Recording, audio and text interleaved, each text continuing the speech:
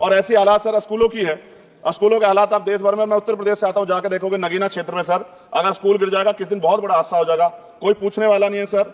बात ओबीसी समुदाय की जाए सर, ओबीसी समुदाय को वक्त आ गया है कि विधानसभा और लोकसभा में आरक्षण जो है सर मिलना चाहिए, जो उनकी पर्याप्त संख्या यहां लोकसभा में और सभी स्टेटों की विधानसभा में आ पाए, जो सामाजिक समानता की दिशा में जरूरी कदम है। ओबीसी को भी एससी एसटी की तरह सर प्रमोशन रिजर्वेशन मिले। ओबीसी आरक्षण में जोड़ा गया सर असंवैधानिक है, क्रीमी लेयर उसको खत्म किया जाए। सरकारी स्वायत्त संस्थानों में भी सरकारी विभागों के समतुल्य पदों को चिन्हित किया जाए तथा उनकी समतुल्यता स्थापित की जाए, ताकि इन संस्थानों में कार्यरत ओबीसी कर्मचारियों के बच्चों को भी आरक्षण का लाभ मिल जाए। सर पत्रकार सुरक्षित नहीं है।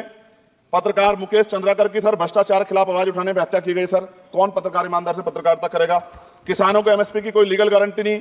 एक बड़े किसान है दल्लेवाल जी, 69 दिन से सर जीवन और मौत के बीच आमरण अनशन पे है, कि आप तक किसी दिन उनकी जान चल जाए, सरकार को संज्ञान लेना चाहिए।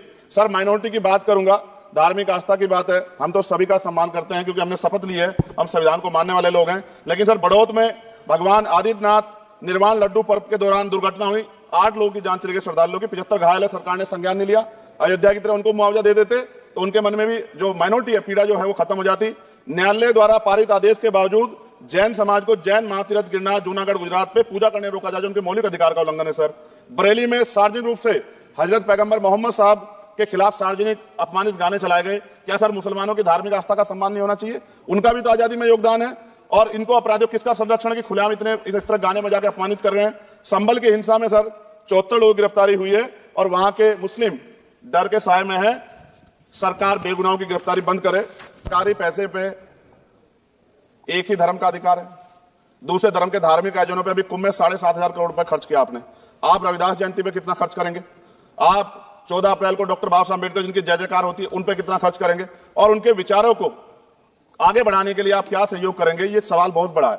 और अंत में सर मुझे आपसे आपके माध्यम से सरकार को कहना है, सर क्या इस देश से दलितों, मुसलमानों, पिछड़ों, आदिवासियों को निकाल देना चाहती है सरकार?